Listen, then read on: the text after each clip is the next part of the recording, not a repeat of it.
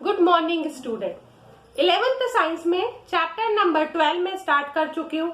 मैंने आपको इसमें 3D के स्पेस के फॉर्म बताए, एक्सिस बताए, ओरिजिन बताए, डिस्टेंस फार्मूला बताए, सेक्शन फार्मूला बताया, मिड पॉइंट बताया, सेंट्रॉइड बताया। अब मैं इसी की एक्सरसाइज स्टार्ट कर रही हूँ क्योंकि इसी बेस पे और बहुत छोटी एक्सरसाइज है। जैसे देखा जाए तो आप 10th स्टैंडर्ड में 2D के फॉर्म में पढ़ चुके हो, ये सिर्फ आपको 3D के फॉर्म में ही पढ़ना है। बाकी सेम फॉर्मूले, सेम मेथड, कुछ भी चेंज नहीं है। ठीक है, अब मैंने एक्सरसाइज 12.1 स्टार्ट कर रही हूँ। 12.1 बहुत छोटी एक्सरसाइज है। अब क्वेश्चन नंबर फर्स्ट ही देखिए। A point is on the x-axis. What is the coordinate of z and y? y और z के कोऑर्डिनेट क्या बनेंगे? भाई वो x-axis पे पॉइंट किस पे दे रखा है? Point is on the x-axis. ठीक है, तो इसका आंसर कितना बनेगा? तो ये बन रहा है y कोऑर्डिनेट आपके पास क्या रिप्रेजेंट कर रखे हैं? इज 0 हो गए और z कोऑर्डिनेट क्या रिप्रेजेंट करेगा? 0। ये हो गया पहला क्वेश्चन। सेकेंड क्वेश्चन ले रखा है a point is in the X Z plane. किस पे बोल रखा है? एक्स जेड प्लेन पर। What can you say about the Y axis या वाई कोऑर्डिनेट? तो इसमें आएगा वाई कोऑर्डिनेट इज 0। ठीक है, एक्स जेड प्लेन पे है तो वाई के कोऑर्डिनेट कितने होंगे? 0 होगा। अब इसमें ये ध्यान रखिए, क्वेश्चन नंबर थर्ड में मैंने कल 8 पार्ट आपको लिख के दिए थे। ठीक है, अब वो 8 पार्ट से आपको उसको रिप्रेजेंट करना है। तो मैं कल बता चुकी हूँ, तो क्वेश्चन नंबर थर्ड आप वही पार्ट से सॉल्व करोगे। ये चीज आपको ध्यान रखना है। क्वेश्चन नंबर फोर्थ देखिए, फिलिंग द ब्लैंक्स। आपके अकॉर्डिंग क्या दे रखा है? The X axis and Y axis taken together, दोनों कंबाइंड है, तो determine the plane is known as. Plane क्या कहलाता है ये? तो वो पहले का आंसर होगा एक्स वाई प्लेन को रिप्रेजेंट करेगा। Second form, the coordinates of point in X Y plane are of the form. तो क्या होगा? एक्स वाई प्लेन पे है तो कोऑर्डिनेट बन जाएगा एक्स कॉमा वाई और 0। जेड का आंसर कितना आएगा? 0।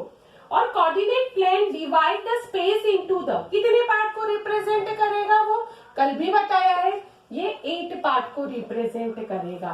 तो ये आपका क्वेश्चन में क्या है? कुछ भी नहीं है, एक्सरसाइज पूरी कंप्लीट हो गई है। ये एक्सरसाइज या ये चैप्टर इसी बेस पर है। बहुत छोटा सा चैप्टर है, सिर्फ आपको समझने की देर है, क्योंकि वो चीजें इसलिए कि 12th में ये डिस्टेंस और ये सेक्शन ये सब चीज आएगी, पर क्वेश्चन के बीच में से पूछी जाएगी। मतलब स्टार्टिंग क्वेश्चन इसी बेस पर होंगे। अब एक्सरसाइज देखो 12.2।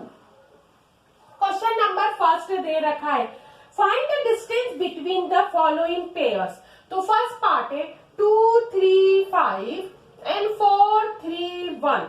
डिस्टेंस निकालना है ना, तो कैसे निकालोगे?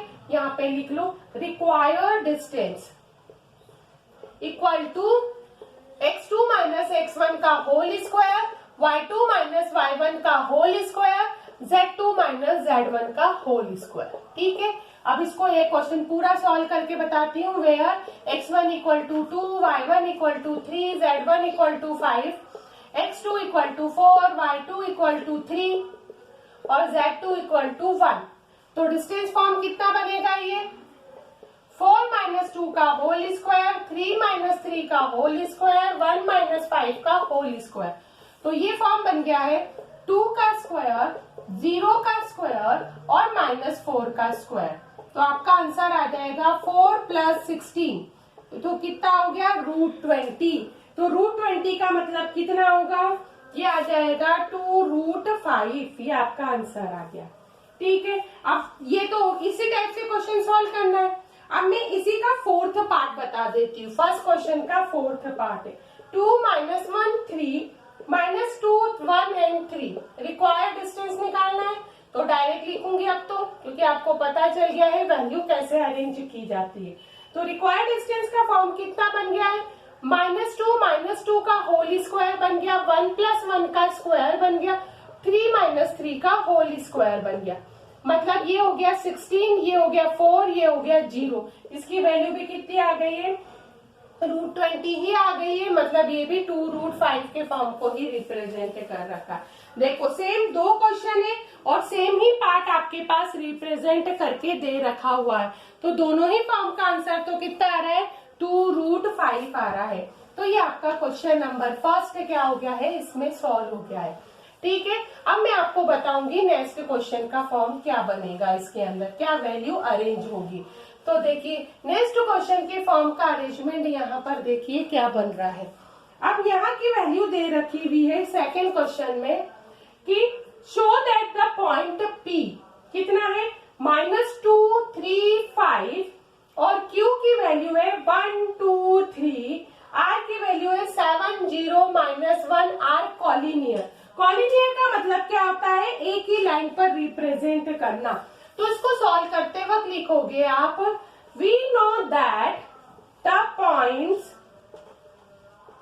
Are said to be collinear. ठीक है, collinear if they lie on a line. ठीक है, तो आपको सबसे पहले निकालना है PQ का डिस्टेंस निकालो। PQ का डिस्टेंस है 1 + 2 का होल स्क्वायर, 2 - 3 का होल स्क्वायर और 3 - 5 का होल स्क्वायर। तो वैल्यू निकल जाएगी 9 + 1 + 4 √14। ठीक है, इसी टाइप से आप QR का निकालोगे और इसी टाइप से आप किसका निकालोगे, PR का निकालोगे। तो QR की वैल्यू भी कितनी निकलेगी, सिंपल फॉर्म में देखो, QR की वैल्यू 7 - 1 यानी 36 हो गया है, 36 + 4 और प्लस के कितना हो गया है 16, इसकी वैल्यू √56 मतलब 2√14 निकली है।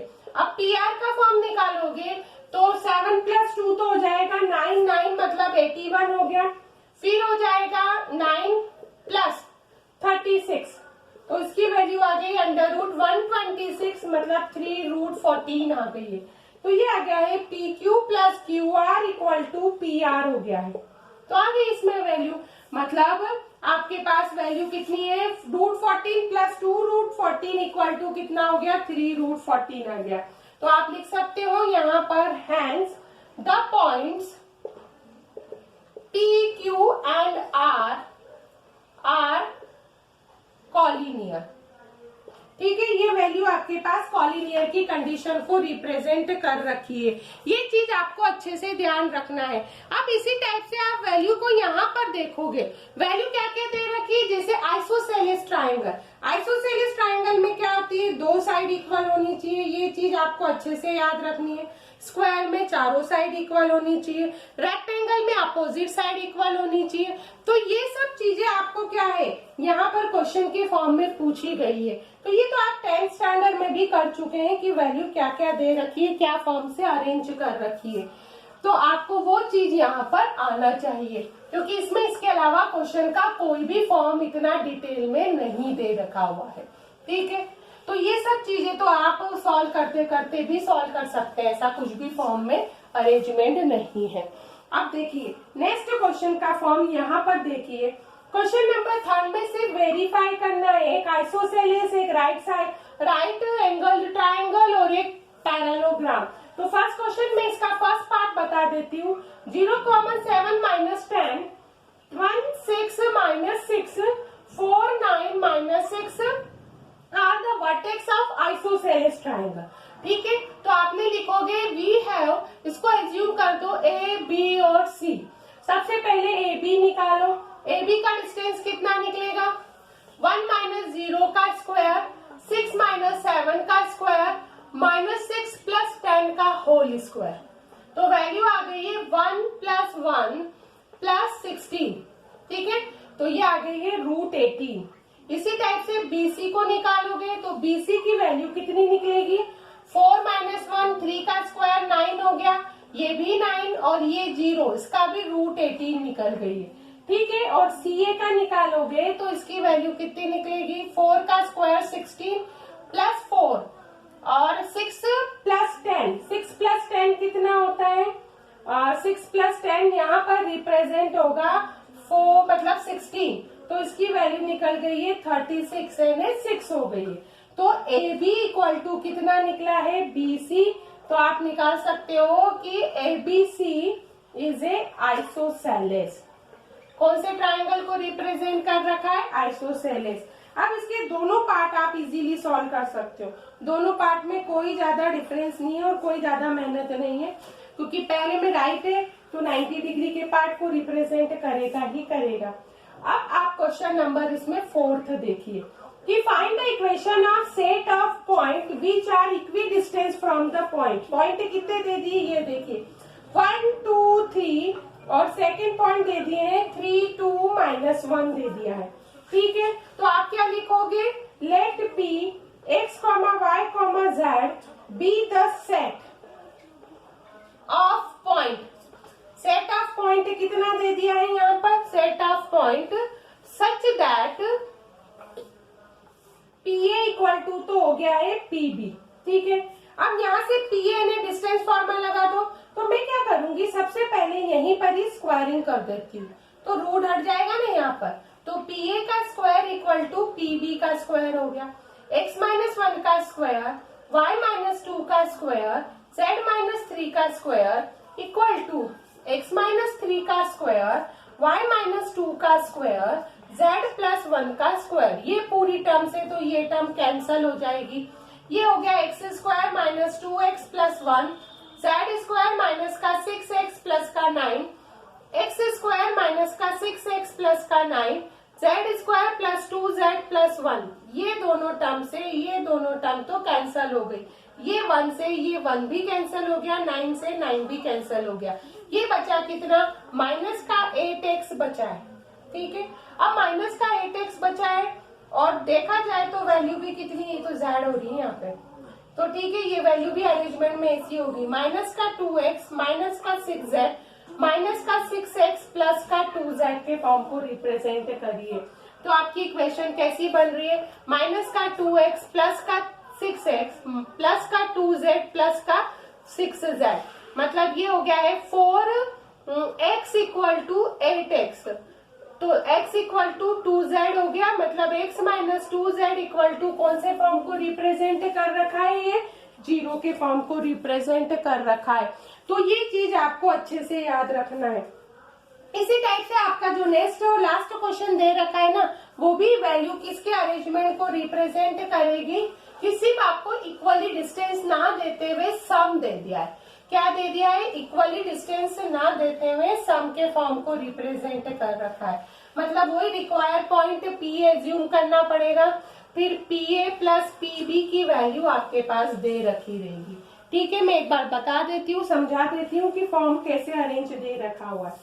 यहाँ पर दे रखा है A के पॉइंट है 4, 0, 0, B की वैल्यू -4, 0 और 0 दे रखी है। तो क्वेश्चन में आप क्या एज्यूम कर रहे हैं? P x, y, z be the point. ठीक है, ये पॉइंट दे रखा है। अब आप यहाँ पे लिखोगे such that PA plus PB equal to 10 दे दिया है। अब इसमें आप क्या करो? अंडर रूट के फॉर्म निकाल के पूरी वैल्यू को सॉल्व कर दो। PA की कितनी बनेगी? तो ये आ गया x -4 का whole square, y square plus z square plus under root x plus 4 का whole square plus y square plus z square equal to 10 के फॉर्म में दे रखा हुआ है। अब इसको आप चाहो तो एज्यूम कर दो, इस टाइप से कर दो कि ये A हो गया, ये B हो गया है, किसके इक्वल हो गए? 10 के फॉर्म को रिप्रेजेंट कर रखा है। जब आप स्क्वायरिंग करेंगे ना, तो वैल्यू का फॉर्म का अरेंजमेंट कैसे होगा, ये फॉर्म अच्छे से याद रखना कि जैसे A square minus B square का फॉर्म बन गया है, तो वैल्यू का फॉर्म कैसे हो जाएगा यहाँ पर? तो ये देखो, ये तो बचा है आपके पास x प्लस 4 का होल स्क्वायर, x माइनस 4 का होल स्क्वायर, yz से ये yz का फॉर्म क्या हो गया? इजीली कैंसल हो गया। अब इसको सॉल्व करोगे तो आपकी वैल्यू कितनी आ जाएगी? 16x आ जाएगी। ठीक है, अब देखो ये हो गया a square minus b square upon a plus b कर दो, तो 16x अपॉन 10 कर दोगे तो 8x अपॉन 5 हो जाएगा। मतलब a माइनस बी की वैल्यू कितनी हो जाएगी? 8x/5 को रिप्रेजेंट करेगी ना। अब ये तो हो गई आपकी इक्वेशन नंबर 2 हो गई है। ठीक है, इसी टाइप से ये हो गई थी आपकी इक्वेशन नंबर 1 का फॉर्म। आप दोनों को सॉल्व कर दोगे। 1 + 2 करा तो 2b से तो b कैंसल हो गया, 2a इक्वल टू हो गया 10 + 8x अपॉन 5 हो गया।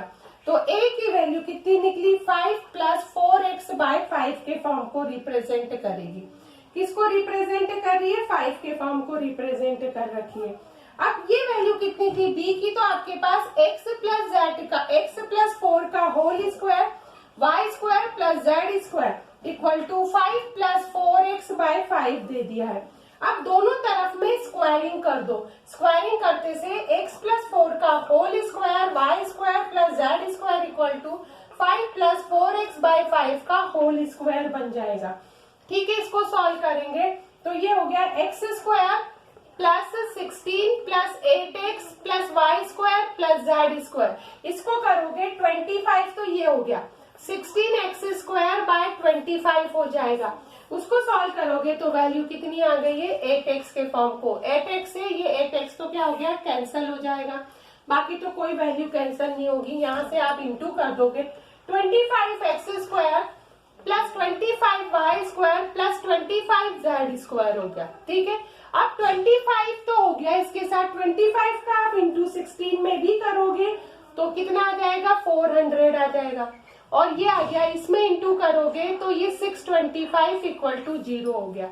अब ये 16 बचा है ना, तो ये तो हो गया 16 का x स्क्वायर। इसको इधर शिफ्ट करोगे तो ये हो गया 9x square 25y square plus 25z square. Subtract करोगे तो वैल्यू कितनी आ गई? 225 इक्वल टू 0। तो आपका ये वाला एक्सरसाइज भी क्या हो गई है? कंप्लीट हो गई है। ये चीज आपको अच्छे से याद रखना है। मतलब 12.2 एक्सरसाइज कंप्लीट हो गई है। 12.3 एक्सरसाइज में नेक्स्ट वीडियो में बताऊंगी।